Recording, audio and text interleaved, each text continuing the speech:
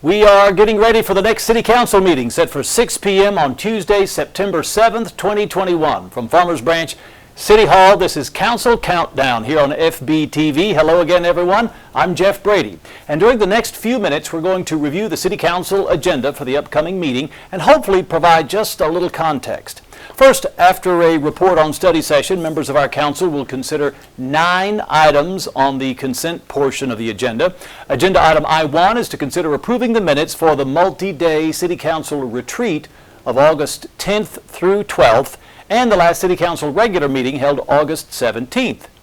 Agenda item I-2 is to consider approving a resolution approving the City of Farmers Branch investment policy. State law requires City Council review and approve the city's investment policy each year. Now, the current policy states that 1, the City of Farmers Branch shall manage and invest its cash with 4 objectives listed in order of priority: safety, liquidity, yield, and public trust. The safety of the principal invested always remains the primary objective.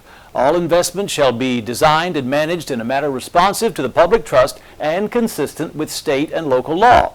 And the second item is the city shall maintain a comprehensive cash management program that includes collection of accounts receivable, vendor payment in accordance with invoice forms, and prudent investment of available cash. Cash management is defined as the process of managing monies in order to ensure maximum cash availability and maximum yield on short-term investment of pooled idle cash. There are no recommended changes to the existing policy, and City Administration recommends approving this resolution. Agenda item I-3 is to consider approving a resolution for a negotiated settlement between the Atmos Cities Steering Committee and Atmos Energy Corporation Mid-Tex Division. Now, Farmers Branch is a member of the Atmos Cities Steering Committee. Back in 2007, this committee, as well as Atmos Mid-Tex, settled a rate application filed for an interim rate adjustment, commonly referred to as a GRIP filing, or it's an acronym, means Gas Reliability Infrastructure Program. And that settlement created a substitute rate review process, referred to now as rate review mechanism, for any future filings. Atmos currently claims that its cost of service entitles it to additional revenues of $43.4 million. After a review of the steering committee's consultant report, the executive committee, along with Atmos, have negotiated a settlement in which Atmos would receive an increase of $22.78 million from participating cities with a delayed effective date of December 1st of this year. The impact of the settlement, on average, for residential rates would be an increase of $1.28 on a monthly basis, or 2.2%. The increase for average commercial usage will be $4.03, or 1.61%. The legislative process has allowed gas utilities to receive annual rate increases associated with their capital investments. The rate review mechanism process has proven to be more efficient and less costly than the GRIP process. Given that Atmos claims that its historic cost of services should entitle it to recover $43.4 million in additional revenues this year, that settlement of $22.78 million reflects a compromise and a substantial savings to participating cities. And City Administration recommends approving this resolution. And joining us now is John Roach, Special Projects Manager in our Public Works Department, to help us understand this Atmos rate hike or increase. So, John, thanks for being here. You're welcome. The rate hike request by Atmos, there's a formal process for it, right? So it has to be approved using their rate review mechanism. Now, what exactly is that? Well, for cities that are members of the Atmos City Steering Committee, or ACSC, the rate review mechanism is a process that allows cities to review all of Atmos's business, so all of their investments, operation and maintenance expenses, revenues, that sort of thing. So it's a board basically that's made up of people outside Atmos to look at their books. It's a coalition of member cities, approximately 170 across the Atmos Mid-Tex region. Okay. So when was the last Atmos rate increase for Farmers Branch or for this Mid-Tex region? It was last year at this time. The state legislature has authorized annual increases for gas utilities. Is it pretty much every year? Yeah, it's an annual event, and yes. Okay. Well, so the rate increase that has been approved or proposed is about half of what Atmos requested overall, the total amount. So is that good for cities like Farmers Branch? Yes, it's always good to save money. The steering committee negotiated a settlement that's favorable to all ACSC cities. Mm-hmm. So Farmers Branch residents, on average, would pay about $1.28 more if this is approved per month. Mm-hmm. Is that right? That's correct. And for your average commercial customer, it's about $4.03 per month. And is that about an average increase? Yeah, Generally? it's an average for those classifications across all of the Atmos Mid-Tex region. But each year, does it go up about that much? It can vary year Okay. to year. Some years it's more, some years it's less. Okay, Yeah. all right. And this rate increase, if approved, will happen at the end of the year. Is that right? Yes, it goes into effect December 1st. Okay, all right. Well, that helps. John, thank you for joining You us. bet. Agenda item I-4 is to consider approving a resolution authorizing our city manager to execute a contract with Trinity River Authority for regulatory and laboratory services. Farmers Branch has a permit with the Trinity River Authority and is connected to its wastewater collection and treatment system.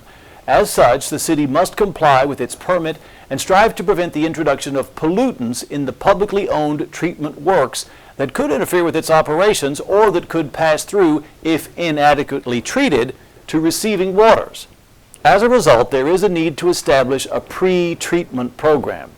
Pre-treatment refers to the treatment of wastewater to remove harmful pollutants before being discharged into the sewer system and the treatment process.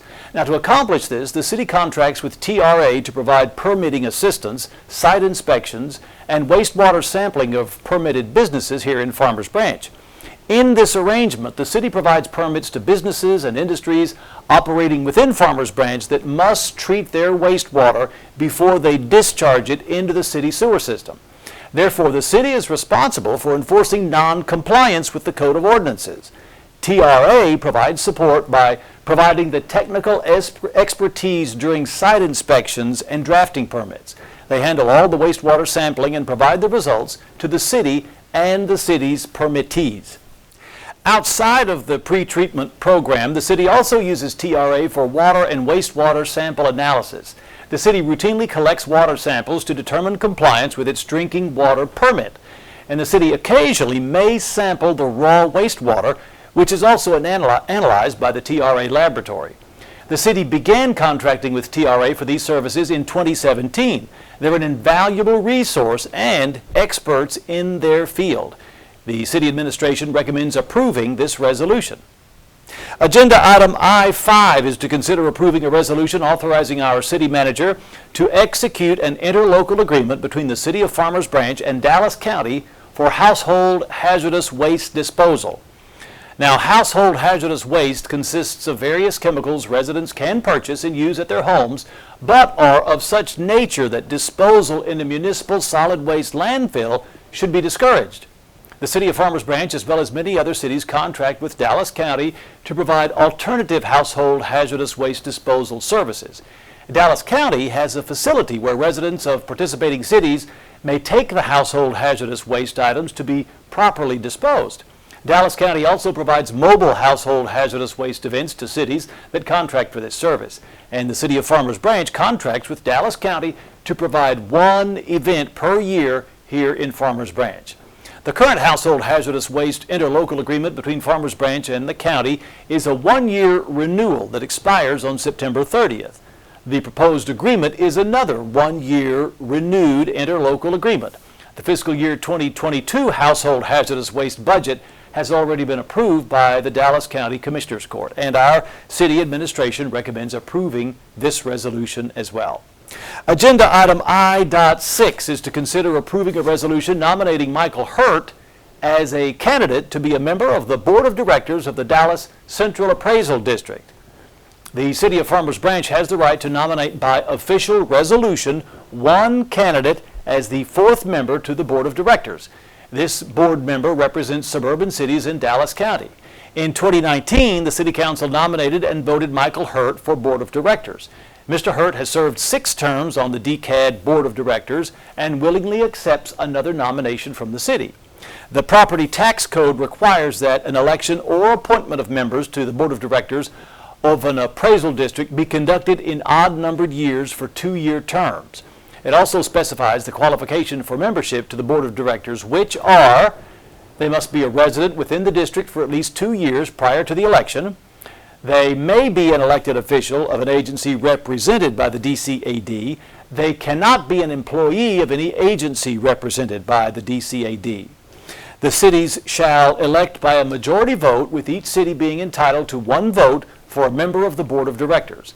And tonight's resolution nominates Michael Hurt to serve as Farmers Branch's candidate. And our city administration, again, recommends approving this resolution. Agenda item I-7 is to consider approving a resolution authorizing the purchase of desktops, laptops, and associated accessories from Dell Marketing through the State of Texas Department of Information Resources contract. The city replaces computers on a 4- and 5-year cycle, subject to funding availability, which is a benchmark that generally corresponds to the useful life and supportability of these devices. The current budget includes funding for the routine replacement of a portion of the city's desktop and laptop computer systems. Vendor quotes were requested and evaluated, and staff wished to award the purchase to Dell Marketing. Our innovation and technology budget provides funding for the purchase of desktop computers, laptop computers, and associated accessories such as monitors, docking stations, carry cases, and sound bars. The hardware will be procured under a cooperative purchasing contract through the Texas Department of Information Resources. And again, our city administration recommends approving this resolution. Now, agenda item I-8 is to consider approving a resolution authorizing the execution of a residential demolition rebuild program incentive agreement for the owner of the property located at 14625 Southern Pines Drive. Now, the applicants, Mark and Tara Kathy Lozano, are applying for the demolition rebuild incentive for an existing residence located at that address, 14625 Southern Pines Drive, which has an improved valuation, excluding the land value, of $180,960. The incentive for the range of $150,000 and over includes a 7-year rebate of municipal taxes based on the difference between the original and the new home appraised value, excluding the land value as determined by the DCAD. And city administration recommends approving this resolution. And a similar agenda item, I-9, is to consider approving a resolution authorizing the execution of another residential demo rebuild program incentive agreement. This one for the owner of the property located at 12801 Epps Field Road. In this case, applicant Todd Bonneau Holmes is applying for the demo rebuild incentive for an existing residence located at 12801 Epps Field Road, which has an improved valuation excluding the land value of $78,750. The incentive for this range of $65,001 up to $100,000 includes a 4-year rebate of municipal taxes based on the difference, again, between the original and the new home appraised value, excluding the land value as determined by the Dallas County Appraisal District, and a $20,000 demolition grant. And here again, city administration recommends approving this resolution. And that is it for the consent agenda. Here are the other items upcoming before the council on their regular agenda. Agenda item J1 is to consider ordinance number 3702, prohibiting the use of and contact with designated groundwater beneath approximately 10 acres of land located at the Francis Miller Survey and the William Pulliam Survey, located specifically at 2019 Valley View Lane, to facilitate certification of a municipal settings designation by TCEQ. Agenda item J2 is to conduct a public hearing and consider approving resolution number 2021-123 for submission of a grant application to Texas Parks and Wildlife Local Parks Non-Urban Outdoor Recreation for our Orrin Good Playground. And agenda item J3 is to conduct a public hearing on the proposed fiscal year 2021 and 2022 operating and capital improvement program budget in accordance with Article 4 of the City Charter. And then agenda item K1 is to consider approving a motion to place a proposal to consider adopting a maximum property tax rate of 0.589 cents on the City Council agenda of September 21st and to schedule a public hearing on the proposed maximum property tax rate for the same date, September 21st. And agenda item K2 is to consider appointment of the chairperson of the Sustainability Committee. Now, in addition, the council may recess into closed session at this meeting, but will then reconvene into regular session to take any necessary action.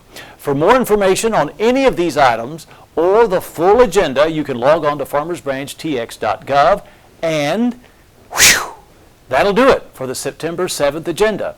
And remember, every regular meeting of our Farmers Branch City Council can be seen live here on FBTV, that is Spectrum Channel 16 in Farmers Branch, AT&T UVerse Channel 99 throughout the Metroplex, or you can just go online, farmersbranchtx.gov. And this meeting will also be streamed live on Vimeo and on our YouTube channel. And it will be made available simultaneous to agenda posting on the Friday before each regular City Council meeting, and it will air again prior to the live meeting, as well as before all council meeting replays here on FBTV. And that replay schedule is at 6 p.m., 7 days a week. In the meantime, that September 7th meeting of the City Council is scheduled to start at 6 p.m. as always this coming Tuesday evening at Farmers Branch City Hall.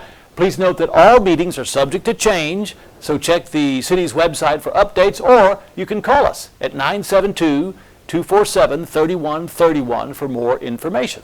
Until then, I'm Jeff Brady, and you are watching continuing coverage of the Farmers Branch City Council on FBTV. And stay with us.